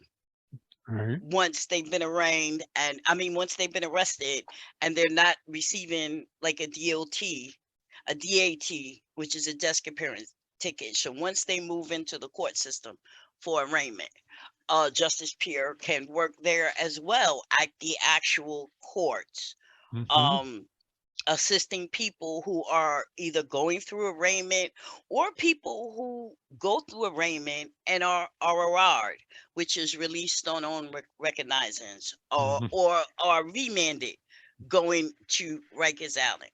Yeah. So that was the next intercept. The intercept after that is, I want to call it actual incarceration. But as you know, there are 3 different levels to the Hmm. criminal justice system. There is the local or city level, Right. which for us would mean Rikers Island and things like that. Yeah. Then there is the state level, which for us would mean upstate prisons. And Yeah. then there's also the federal level. So a justice peer can work in any of those 3 situations with the feds, Hmm. um, with upstate prisons, or down at Rikers Island. The next intercept is reentry. Yeah. And this is basic reentry without community supervision. So this would look like someone getting released from Rikers Island, and they had either a misdemeanor or a felony, but they were sentenced to less than a year. They did not go upstate. They stayed on Rikers Island. Now they're released back. Yeah. That's reentry. And then the last intercept is called reentry with community supervision. Hmm. Now that hits 2 places. That is, once you go upstate and you're sentenced to state time and you come home on parole. Right. That also is coming home on probation, which could either be at the local level. And it's important to note that the federal system does not have parole. The federal system has probation, but Okay. it's still community supervision. Okay. I thought that probation sometimes is a substitute for being um, remanded to either jail or prison. Yes, it is. Probation can look like any number of things. Yeah. People can get a split sentence where you're given 6 months jail time and 5 years probation. Um, People don't have to get a jail time Mm-hmm. and just be given Probation. probation. And Right. then when it comes to the federal level, the same thing. People can get a determinate amount of time, 5 years plus 10 years probation. Yeah. Mhm. Yeah, so probation means different things when you look at it, whether you're looking at the local city level or you're looking at the federal level. Right. Right. So, um, and yes, a justice peer can work on all levels at all. This is one of the reasons why we didn't want to silo ourselves by saying forensic peer, Mhm. or reentry peer, because Yeah. there's a lot more space if we just say justice peer, and we can go in at any level. Yeah. Okay. So this leads into the next question, which is what is the mission, goals, and structure of JPI, including your fundraising efforts? Okay. Um, because I'm wondering, with all these hmm possible places to be working hmm in, do you have hmm a priority? Okay, so let me take you back to the initial grant we received. So the Hmm. initial grant we received that also provided the funds for me to be employed as founding executive director was on three deliverables. Hmm. First deliverable, develop the curriculum which was already developed, but like do the third iteration, roll it out citywide and or statewide, and train justice peers. The Hmm. second deliverable was to create support circles for justice peers. Again, not something that could really be siloed, but just have a space where people who have been directly impacted by the criminal justice system and are working in a criminal justice system have a space for community, mutual reflection, mutuality, create relationships, trade ideas, resources, just have a place just to talk. Hmm. And the third level, which was something new, because our third point before we got the grant used to be to establish a standalone justice peer center, a house of our own that would house everything. Yeah. But when we got the grant, that third deliverable went to technical assistance.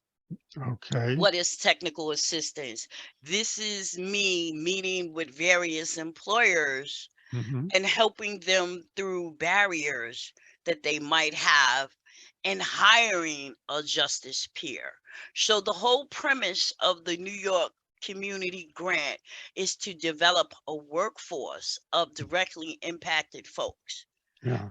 The curriculum trains them to be employed, but then you also have additional hurdles and barriers Hmm. to employment because you have a criminal justice history. Right. So Right. this needs to be looked at as well. So the technical assistance that I give employers could range from HR concerns. How do you navigate hiring someone who has a criminal justice history, who might have an open case, who might still be on paper, which is parole or probation? How do you navigate that? DEI concerns. How do you successfully integrate a justice peer into your workforce culture where you haven't had that before? How do you do that? Professional development. You hire people who are directly impacted. Hmm. How do you develop a professional development uh, uh, space for them? What are you training them on? How are you training them? Some people have come to ask me, I want to build capacity of my people who are directly impacted. What type of trainings would I need for that? These are problems that a lot of agencies are having. How do you build a career ladder?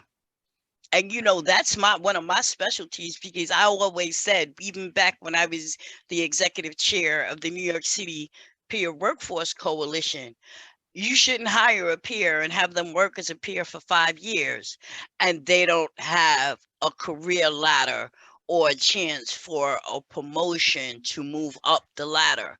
Where is our career ladder? Hmm. And you know, thankfully things have changed now, but still some agencies don't even think about that. It's like, I want to hire a justice peer, but you have to be ready to hire a justice peer. You also have to look at the vision of hiring a justice peer. Let's build professional development. Let's build capacity. Let's look at potentially a career ladder. You hire someone that, if I don't want to be hired at one level and 5 years later I'm still at that level and I don't have an opportunity to move up, Mhm. you know. Well, it sounds like a very ambitious program, and ho- it's just you right now, right? I mean, how are you going? How far do you think you can go on your own? Well, let me just say this. It is an ambitious program, but one of the things that I do is also create more funding streams. So I've only started since March, Hmm. and two important things happened in March. Yeah. OMH put out a RFP for subspecialties, which you are a part Right. of, Right. and one of them was Justice Peer. And because of the work that the Justice Peer Initiative has been doing in New York City, and it has been recognized, we was picked as a subcontract for APS to help them develop a Justice Peer certification. So within 2 weeks of me starting officially, my little dog and pony show went from citywide Hmm. to statewide, because I am now building Right. the Justice Peer certification for the certified peer specialist. I am also talking with Ruth Riddick and have received some direction on how to start the process for the SERPAs and the CARCs. And Because at the who's Ruth and what are those? Ruth is the outreach coordinator for NY, which is Friends of Recovery in New York, and they certify trainings Mm-hmm. for the certified recovery peer advocates Oh, and the certified addiction recovery coaches. Now, the regulatory agency over that is OASIS. right. The Right. regulatory agency over the certified peer specialist is OMH. So OMH has recognized the need for Yeah. this subspecialty. It is part of my job to get OASIS to Okay. recognize the Yeah. need. There are so many peers who are certified, but who came into peer support via the criminal justice system, whether it was mental health, whether it was substance abuse. My own personal story, um, as me entering into the criminal justice system because of my drug Right. addiction. And this Right. is what led me to start getting arrested. That is not an uncommon story. There are 50 million of us Right.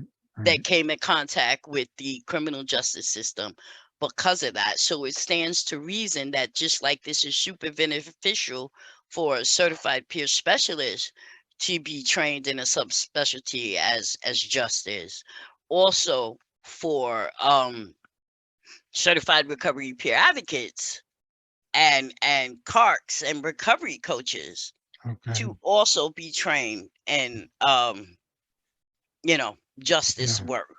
Yeah. Well, So that's on the horizon. I am fiscally sponsored by Cases, which right. means I am not employed by. I used to work for Cases, as a matter of fact, years Yeah. ago in Right. 2012, which Right. means I'm not employed by Cases, but I Right. use their infrastructure. Right. Cases holds my money, Yeah. They're your so that fiscal sponsor. Is that they it? are my fiscal sponsor. Cases has been extraordinarily generous Mm-hmm. to the Justice Peer Initiative. Their development team works with us to identify funding streams and put in RFPs and actually do the paperwork for the funding streams. So I just got notification Friday that we received another grant Mm-hmm. from the North Star Fund. Okay. And the thing is that so our initial grant was 18 months. was Mm-hmm. for an 18-month period. So part of the work I'm doing as executive director is to build sustainability. And part of building sustainability is looking for more grants and funding streams. So we have a few grants in the works, Mm-hmm. waiting to hear, and there'll be more grants and more funding opportunities. I have a grant in with the city to be considered a technical advisor Mm-hmm. for some of the Manhattan DA has the criminal justice investment something or other. Yeah. Mm-hmm. And they have agencies attached to that. I have a grant in to be a technical assistant to that entity. Again, when you're looking at directly impacted people, how do you build training? How do you this? How do you that? So I have a grant in for that. Also important, and this just showed up, I think, in the last 2 months. Mm-hmm. Two things happened in the last 3 months. Number one, President Biden has officially announced that he would like a national peer certification. Number two, Okay. Biden also announced that he Mm-hmm. wants to put more money into credible messenger work, which kind of coincides with us. The Yeah. third thing that happened is that the Bureau of Justice, which is the federal government's arm over everything justice in all of the United States, decided that they finally want a peer and a credible messenger to Mm-hmm. come work as in a fellowship Yeah. at the Bureau of Justice, which is a huge, huge thing. They're Yeah. finally asking for someone who is directly impacted to Mm-hmm. come and work with them and help them institute policy, help them build like their specialty courts. They are Mm-hmm. specifically asking for what they call a recovery peer, which Yeah. is the same. So Yeah. I've also applied for that because that in a way, Mm-hmm. and how I built the proposal for that is taking the justice peer idea from a state thing and making it a national Yeah. justice peer certifications. Like I said, there are a few states that do have a certification for justice peer. They might not call it a justice peer, it might be another name, but it's Mm. basically the same. Yeah. Those states, Georgia has it, Right. Pennsylvania has it, Hawaii has it, Connecticut is moving toward it, Mm-hmm.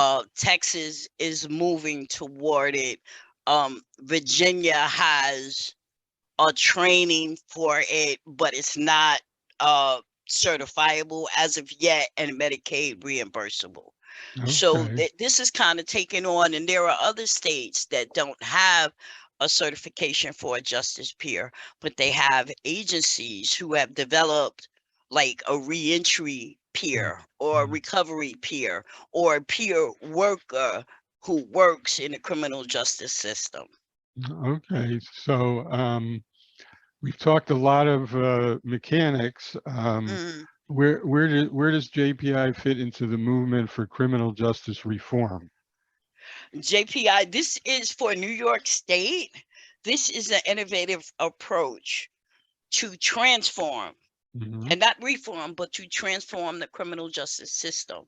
The team I built at CJA, working directly in the criminal court under bail reform, was the Mm. first such team in New Right. York City, period, Right. working directly inside the courts. As we Mm. already talked about, there are reentry organizations that Mm-hmm. hire directly impacted people, but we're talking about sitting squarely into the court system. As such, the team that I built there, the policies and procedures that I built there are now the template for MOCJ, which is the Mayor's Office of Criminal Justice, Mm-hmm. and building similar teams at similar agencies all across New York City. And some of these agencies are not criminal justice agencies. They're not reentry agencies. A lot of them are alternatives to incarceration, Mm-hmm. alternatives to detention type agencies. Also behavioral health agencies. Case on point is a Right. huge behavioral health agency that has some programming for people who are criminal justice involved. Right. Health and Hospitals has some programming for people who are criminal justice involved. The Department of Health and Mental Hygiene has Mhm. some programming specifically. Now, when I say programming, I mean specifically catering to people who are criminal justice involved. What the nation, including New York, has realized, and Mhm. this happened directly after the George Floyd travesty slash tragedy, is Right. that our criminal justice system is broken. It is oppressive. It overly criminalizes people with mental illnesses, people with substance abuse, Mhm. people from marginalized communities. And that the whole criminal justice system as a whole needs to be transformed. Yeah. Yeah. Using a justice peer um, is an innovative response to that. Peer support is already an evidence-based practice in behavioral health, Yeah. but it is underutilized in the criminal justice space. Yeah. Using Okay. peers Mhm. will transform what happens in that criminal justice space. In a perfect world, it will ease recidivism. And it might not now, but maybe Mhm. somewhere down the line, Yeah. divert a lot of people from the criminal justice system, which will be a good thing because then we can start closing facilities and we can stop putting all this money into the criminal justice system. Mhm. Well, I see you working hard from the inside. Mm. Um, what about from the outside? Is advocacy a role of JPI? Advocacy is very much a role of JPI through me as the executive director. And this is something that I've always done. Now I do it with a justice peer, uh, I want to say lens. Mm. It is important to me to get the word out. So this is why I say this kind of position was kind of like built for me. I already do a lot of presentations. I already do a lot of talking engagements. Mhm. Now I'm doing them not just for mental health, not just for substance abuse, not just for people who are directly impacted to have a seat at the table, but also for criminal justice. So I'm doing a lot on that front. So I'm doing a lot of keynotes. I'm doing a lot of presentations. I just finished a mental health summit with the Bronx DA over at the Bronx Zoo. I'm going down to Dallas to the NAPS conference to do a keynote. Mhm.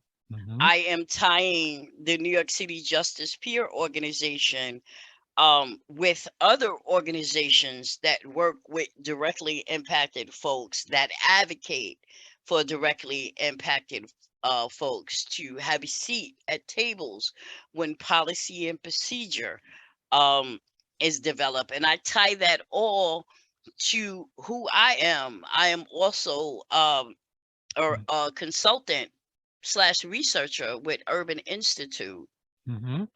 tying that in as well.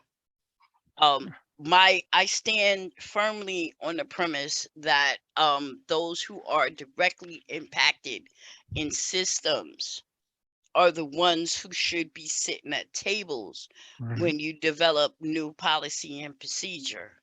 Mhm. And I Okay. use that to inform everything I do. All right. Now, as far as the training goes, I know it's kind of early in the process with the APS and Rutgers, but Mhm. how do you see that developing compared to the training that you've already got in place? I've already got a curriculum which I'm working on putting the last finishing steps. The difference in training will be that in the standard JPI curriculum, um, it's open to anyone who is directly impacted. You do not need to be a peer. You do not need to be a certified peer. We Mhm. talk about peer values and peer competencies, Yeah, but you do not need to be a certified peer. But for APS, in order to take this training, you right. already have your peer certification. So that part is not involved with APS. What I hope to do as I roll out my training, New York City wide, is to use this also as part of like a career ladder, and invite people to do their certifications. And I hope to work out kind of like a grandfather clause with APS, that if people take my city-based training Mhm. and then decide that they do want to be peer certified and then jump on APS to be peer certified, that they will not have to take the subspecialty certification of justice peer because they've already had that training with me. So basically, they will have to take the peer certification, but to get the subspecialty certification for justice peer, I want to ensure that they're grandfathered in, so to speak. See, they don't have to take it all Mhm. over again. Yeah, See, and a justice peer is broad in the terminology of directly impacted. right. So that can mean personal impacts. You personally went through the criminal justice system. But Right. we also have to take a look at that there are friends and family members who directly supported someone through the justice system. So you went to court with them, you Mhm. went on visits with them, whatever they went through, you Yeah, went through yourself vicariously. yeah. Okay, so what is it too early or have you already identified the core competencies to be a peer, justice peer? I've identified them basically with the standard curriculum. I'm taking that knowledge, which is one of the reasons why I was, accepted to be a subcontractor, because I've done a lot of work on this, Mhm. and we're fleshing them out just so slightly Yeah, for the APS certification. The difference with the curriculum I have is that while I'm not training people to be peers, I am talking about some of the pure competencies, like being non-judgmental, the mm, mutuality aspect, mm, motivational interviewing, being trauma informed. But mhm. I'm not training people to be peers. I'm just speaking about these aspects as they roll Yeah, along. right. With the APS uh, entity, I don't Mhm. need to speak about none of that, because if you're already a certified peer, you already have that expertise, you already have that training. Yeah. So with APS, we will dig more intentionally to Mhm. be in trauma informed in a criminal justice space. We will dig a little deeper into motivational interviewing. We Yeah, will also look at the actors in the criminal justice system, because in order to help support someone through the system, you need to know who does what. right. Mhm. We will also look at language. Mhm. There's a whole different vocabulary coming through the criminal justice system, that if you're going to help support somebody through, and they come to you and said, hey, they said to me something about an 18B lawyer, you need to know what Mm, that means and what that does. So we'll look at vocabulary mhm. as well. And this is part of the stuff that we're building into the curriculum. It might not be something that because APS has their own platform and their own learning management system. So it Right. might not be something that is actually a class, Mhm. but definitely there will be, APS also uses, what do they call it? Auxiliary materials, Right. reading Right. materials, Right. reference materials. We Mhm. will build that aspect in, because again, you need to know what everyone in the criminal justice system does and how they do it. When you're supporting and advocating for someone, you need to know who you should be speaking to or not, or how this process works. And I want to say that the New York City criminal justice system is infinitesimally different Yeah. from the rest of the state. So this will have to really apply to places like Western New York and urban and rural areas. So not too much leaning to how New York City does it, but just an overall Hmm. general view of the court system. Because in New York City, your lawyer might sit to the left, but in other courtrooms throughout New York, your lawyer, the defense, the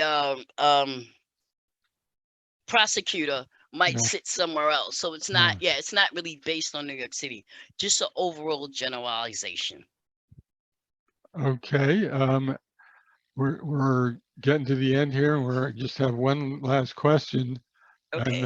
that is, what have you and Justice Peer Initiative learned from the peer specialist and recovery coach movements, and what is unique to Justice Peers? Okay, so the one thing we learned, and I am intentional about this because I was in this movement as we started building the peer workforce. I've been certified as a peer. I've been working in peer support since 2007. This was before there was even a certification. I was actually part of the team that built the certification. And if you look at some of the early courses on APS, you will see me there. I've been working in peer support and advocacy since 2007, Hmm. using the broader lessons we learned, um, things like career building, capacity development. This wasn't really fleshed out when we started doing the certification for peers. When Medicaid redesign happened and everybody wanted to hire a peer, there was no technical assistance available to successfully integrate peer workforce into an organizational culture. As such, there were some harms, some things happened. I myself have horror stories of Hmm. being a first peer at a Right. at an agency Right. and being further traumatized because you didn't know what to do with me. You didn't Hmm. know how to talk to me. You Right. didn't know how to train me. You didn't know how to supervise me. Hmm. And we're taking all of those lessons and building it into the Justice Peer curriculum. That's why we have the technical assistance now. Um, that's why we're intentional about peer support. We have learned the differences about having a peer work in your agency and being supervised by a clinical supervisor versus being supervised by a peer supervisor. Hmm. We've learned about building a career ladder. This wasn't really thought out when every agency wanted to hire a peer. It was Medicaid reimbursable. They was like, oh yeah, we'll hire peers. But nobody really thought about, so what's gonna happen 5 or 10 years from now? Are these people still gonna be peers? Or are you going to develop um a career ladder? This wasn't really thought out.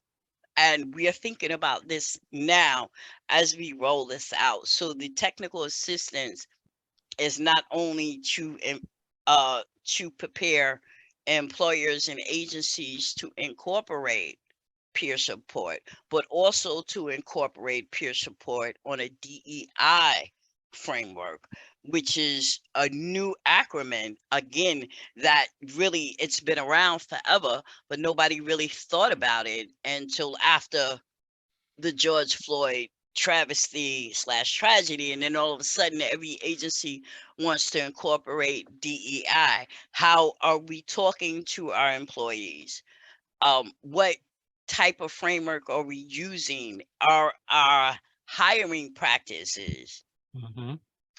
Well, DEI inclusive? right. So, since I've been around the peer movement since about 2002, there's been always been this concern about being co-opted, and Exactly. right. So I'm wondering how you see that in terms of justice peers. Again, this is something that I help when it comes to building a position.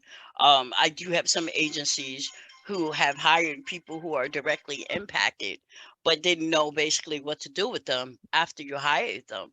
And at the end of the day, a peer can do everything anybody else can do, but it's important also from a DEI framework to lay these positions and these duties out, to incorporate them into your job position, into whatever you're building. So this is important. Co-opting is not in my vocabulary. Mhm. If you're going to use a peer, you're going to pay a peer. A peer can be a case manager, a peer can be a supervisor, a peer can do anything anyone else to do can do, but you need to pay them appropriately. And this is also some of the things that I help agencies with. Um, Co-opting simply means you hire a peer for peer support, and then the next thing you know, the peer is doing case management, but Right. not being paid like Uh, the people with the case management title. yeah.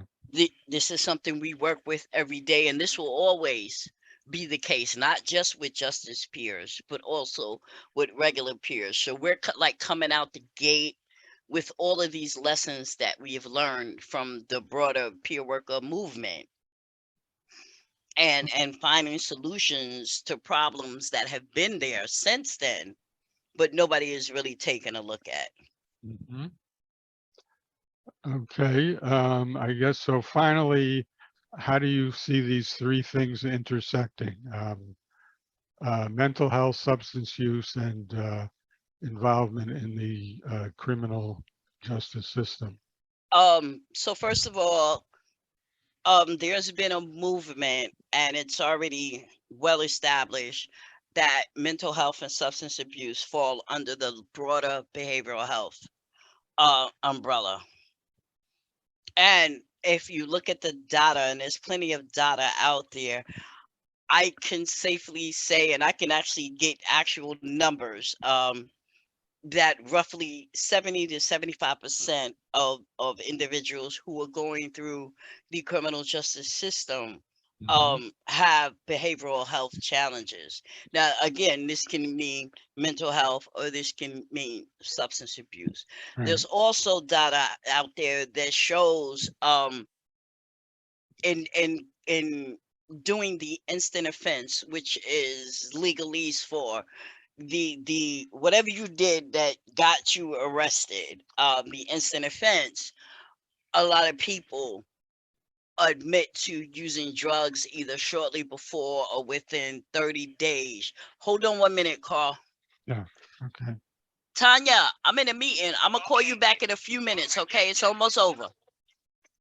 I seen it. I got 5 minutes. um so there's a lot of data that shows that people with behavioral health challenges are over criminalized. And Mhm. this is what people are starting to look at. From people from marginalized communities have been overrepresented in the criminal justice system since slavery, because that's where the criminal justice system is built on aspects of slavery. But with recent events, people are looking more at folks with behavioral health challenges and why are they criminalized instead of finding appropriate diversions for them. And here is something else that a justice peer could be very beneficial in. We have to stop looking at people who have, we just had another incident on the news out in St. Albans Right. where Right. someone who was emotionally disturbed. I work on that aspect on a few levels. I am a peer trainer with the CIT program. And if Mhm. you look on the CUCS website in the Yeah. Justice Practice Academy, I am Yeah. the only peer trainer listed on their website. Right. I also am a trainer with the Be Heard Yeah. program. Oh. And Mhm. these two things I've been working with since, well, I've been working with Be Heard since Be Heard first started. Right. I've been working with CUCS and going into the police academy to train police officers since 2016. Yeah. So this was something that was realized, and like there needs to be a different way we respond to people with behavioral health challenges, and we shouldn't just always respond with police because they frequently move with power and privilege first Right. Right. instead of compassion and empathy, instead of being trauma informed and having the question in your mind, not what did you do, but what happened to you that brought you to this space. So this is work like I said, I've been involved in since 2016. And this is also work that incorporates the vision and mission of a justice peer. Mm-hmm. Okay. You know, Well, so I think that's a great way to end. Great summary thank you. of what we've been talking about. So Thank you. I want to thank you for your Hmm. time, which I know is valuable, and I And appreciate I it so much. apologize for the few times we have Oh, failed to connect, but I knew we okay. was going to get this done today. I was like, no, I got to make sure I got Carl. Nothing can stop me from finishing my talk with Carl. Okay. Well, next up, I will send you an edited transcript because Hmm. 2 hours is a lot of time to condense. So, Yes, sir. yep. And you can look it over Yes, sir. and let me know what corrections to make. Okay. Okay, and also I just wanted to say for reference, Yeah. back in I think it was like 2017 or 2018, I Yeah. wrote something for City Voices Oh, yeah. about the Okay. need for peer support to be in criminal justice settings.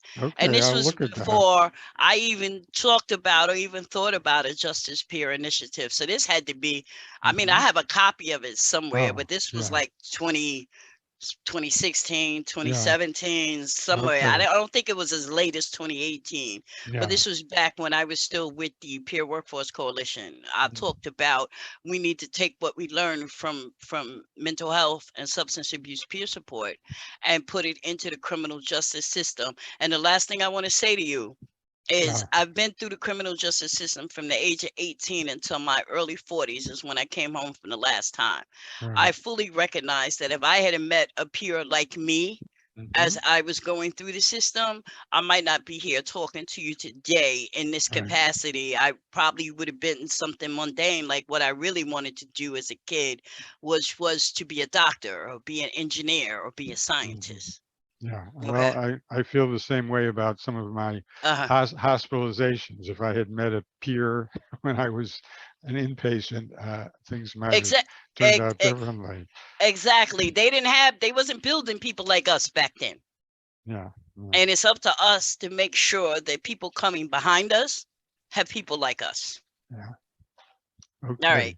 All right. So you want to end the recording and or No, or you do can I? end the record. You end Uh, the recording, and I'll okay. end. Yeah, I'll end the whole Zoom. Okay. There